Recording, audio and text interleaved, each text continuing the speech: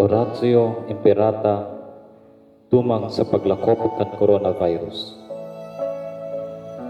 Sa ngaran kan Ama, asin kan Aki, asin kan Espiritu Santo. Amen. Dios na samong Ama, minadulog kami sa imo sa samong pangangaipo. Hinahagad mi sa imo ang pagligtas mo tumang sa epidemya kan coronavirus na naglalakop ngunyan asin nagdadara nin kagadanan. Minahagad kami kan sa imong tabang para sa mga tawong naghihingowa sa pag-adal kan hinalean kan hiro asin paglakop kay ning epidemya.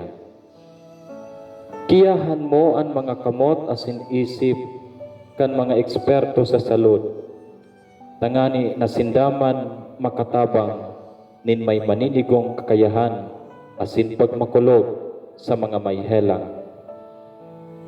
Ipinapamibi man niyamo ang mga naglilingkod sa banwaan, sa gobyerno asin pribadong ahensya, tangani na makahanap sindanin bulong sa helang na dara kay ning epidemya.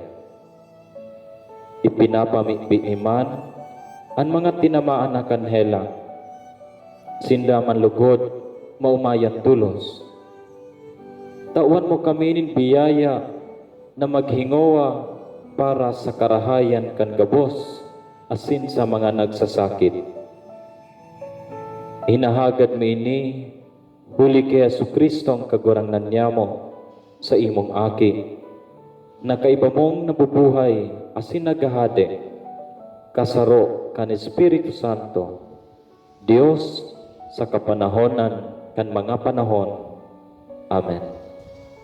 Nuestra Señora de Salvación, ipamibi mo kami. San Rafael de Arcangel, ipamibi mo kami. San Roque, ipamibi mo kami.